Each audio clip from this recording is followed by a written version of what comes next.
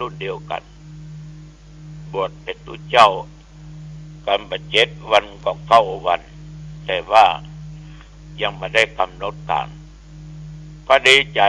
มีคนมาแจ้งว่าให้บวชนี่นะอาตมาก็ดีอกดีใจอีกประการหนึ่งในวันนี้อาตมาภาพกินข้าวงายแล้วก็จะเป็นนั่งเป็นพระอุปัชฌาย์บวชสามเณรที่วัดอรยวาสบ้านปงตำบลบ้านปงหางดงมีละอ่อนเยาวชน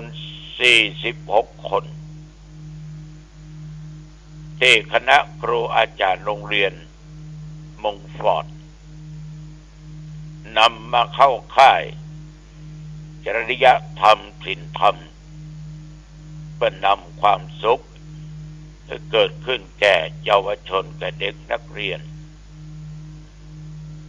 ละอ่อนที่จะมาบวชนั้นญาติโยมทั้งหลายปัจจุบันนี้2 วัน 3 วันได้มาฝึกกายของตัวเองให้เข้มแข็งฝึกใจให้เข้มแข็งก็คือมีความอดทนและอดกลั้นพร้อมกันนั้นก็มาท่องบทคำขอบรรพชาเป็นสามเณรจะบวชวันนี้และอยู่ไปอีก7 วันจึงจะไปลาสิกขาบทท่านทั้งหลายจุดประสงค์ของครูบาอาจารย์โรงเรียนมงฟอร์ดก็เหมือนปั้นเอาละอ่อนไปเข้าค่ายคุณธรรมหรือไปเข้าค่ายต่างๆแต่อันนี้จะแตกต่างเน้นในเรื่องการฟังเทศน์ฟังธรรมการปฏิบัติวิปัสสนากรรมฐานและการฝึกเดินจงกรมอาตมาจึงขอฝากครูบาอาจารย์ท่านทั้งหลายว่าสมควรดีเอาเป็นแบบอย่างดีกว่าปลาละเอ็กละอ่อนไปเข้าค่ายที่นั่นที่นี่ไก่บ้านไก่จองไก่วัดไก่วาไปลำแวดของไฟกันบางครั้งก็มีเรื่องมีราวเกิดขึ้นไปลำร้องไปร้องเพลงกันไปสนุกสนานกันมันก็ได้ความสามัคคีแต่ว่าถ้ามาอบรมในด้านจิตใจด้วยศีลด้วยธรรมตุลุงว่าเป็นสิ่งที่ดีนะเป็นสิ่งที่ดีฉะนั้นจึงขออนุโมทนาต่อผู้อำนวยการคณะครูอาจารย์ผู้บริหารทุกคนที่นำเด็กเข้าสู่วัดรวมแล้วเป็น10 วันมาบรรพชาเป็นสามเณรอย่างน้อยละอ่อนนั้นในระดับป.5 ป.6 จะได้รู้คุณค่าจะได้รู้คำว่าพุทธศาสนาคืออะไรอย่างมีแนวศึกษาและปฏิบัติจะได้ครูบาอาจารย์เพิ่งจะสอนเองพระอาจารย์จะได้นำเองญาติโยมอีกประการหนึ่งเป็นการสืบต่อพุทธศาสนาถึงวันสักกี่วันก็ดีกว่าที่ไม่ได้ทำดีกว่าไม่ได้ทำได้นำทางที่ดีกว่าไม่ได้ทำในการนำทางในทางที่ดีฉะนั้นญาติโยมท่านผู้ฟังสิ่งนี้น่าสนับสนุนกันแต่ว่าเช่นเดียวกันพอออกไม่ออกก็ได้มีคุณโยมซึ่งเปิ้นก็อยู่บ้านปลักกล้วยเป็นเขตเทศบาลตำบลหนองตองคือแม่ชลดาทักกลทรัพย์พร้อมกับลูกสาวและป่อเกียรติ สกลทรัพย์ได้แจ้งความประสงค์ในการซื้อเครื่องมือการแพทย์เครื่องช่วยหายใจ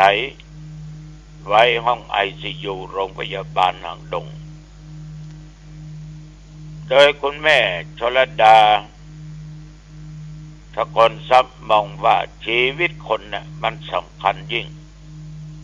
แม้แต่ตัวเฮาก็เช่นเดียวกันแต่ทุกคนนั้นมันหนีเจ็บหนีป่วยไปบ่ได้แต่จะป่วยด้วยโรคอันใดจะหนักจะเบาจะบางอย่างใดก็แล้วแต่กรรมแต่เวร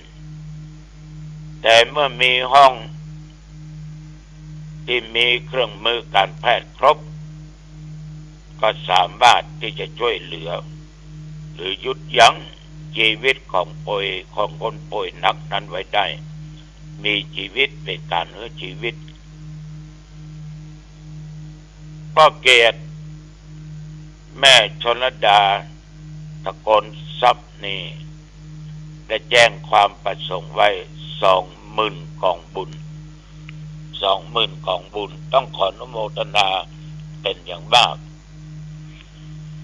แต่ว่าเช่นเดียวกันญาติโยม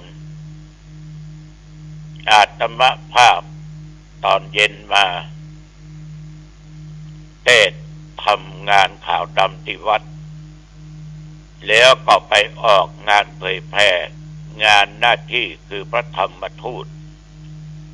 แต่ว่าลงที่อำเภอหนองตำบลหนองควายอำเภอหางดงก็ที่วัดของเจ้าคณะตำบลวัดขุนเสก็มีพี่น้องประชาชนไปร่วมฟังกันมากหลายร้อยคนส่วนมากก็เป็นอุบาสิกาเข้าวัดไปก็ดีอกดีใจประนุ่งขาวห่มขาวกันนั่งกันเป็นระเบียบเรียบร้อยส่วนนี้เป็นของญาติของโยมส่วนนี้เป็นของพระสงฆ์องค์เน้นแต่มาก็ออกปฏิบัติงานร่วมกับรองเจ้าคณะอำเภอและพระธรรมทูตไปก็ไหว้พระขึ้นนั่งบนธรรมาสน์ก็ได้มีท่านสจ.วิทยาลักษณ์สามใจหรือว่าสจ.เรนูซึ่งเป็นประธานสภาของจังหวัดเชียงใหม่องค์การมหาส่วนจังหวัดเชียงใหม่คือคุณวิทยาลักษณ์สามใจก็ได้ทำบุญคล้ายวันเกิดอายุได้ครบ15 ปีแต่ว่าทำบุญมา 20,000 กองบุญเพื่อจัดซื้อหาเครื่องมือการแพทย์เครื่องช่วยหายใจไว้ห้อง ICU โรงพยาบาลอ่างดงว่าเท่าแต่นั้นก็ได้มีโยมแม่ประกายคำเตชะแก้วบ้านเมืองกรุงก็ได้กระทำบุญอีก 5,000 กองบุญและมีผู้ไม่ประสงค์ออกนามอีกญาติโยมเปิ้นก็ให้ก็หอมอีก100 กองบุญแล้วก็ได้มีคุณวัฒน์คุณฟองนวลชาติแสนปิงบ้านเมืองกรุงได้ร่วมบุญอีก600 กองบุญเพื่อจัดซื้อหาเครื่องมือการแพทย์เครื่องช่วยหายใจไว้ห้อง ICU โรงพยาบาลหนองดงตุลุงต้องขออนุโมทนาขอบใจนักที่มีจิตใจเป็นมหากุศลได้ต่อชีวิตเพื่อนมนุษย์เดียวกันที่เจ็บไข้ได้ป่วยแทนที่มันจะมาต้องมีอันเป็นไปได้มีชีวิตต่อสู้ได้สร้างบุญสร้างกุศลอยู่ในโลกในสังคมนี้ อาตมาต้องขอบใจเป็นอย่างมากญาติโยมที่จะช่วยเหลือก็โทรแจ้งสมาภาพได้081 9503471 บัญชีธนาคารกรุงไทยสาขาหางดงวัดหนองตอง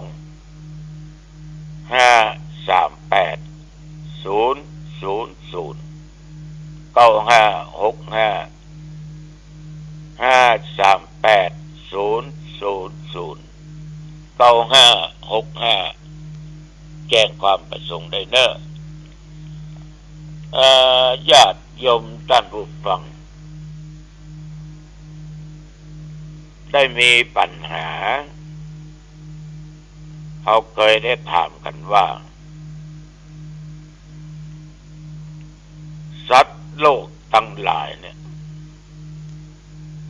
เมื่อมันตายไปแล้วมันหายไปที่ไหนหมดบอกว่าคนบอกว่าสัตว์เดรัจฉานไปอยู่ที่ไหนกันโอ้ข้อนี้เคยเคยจากเกือบทุกวันแล้วก็ส่วนมากไปเทศที่ไหนแสดงธรรมที่ไหนก็ได้ได้จ่าทุกวันเมื่อถามมาก็ตอบไปเอาอย่างอี้ก็แล้วกัน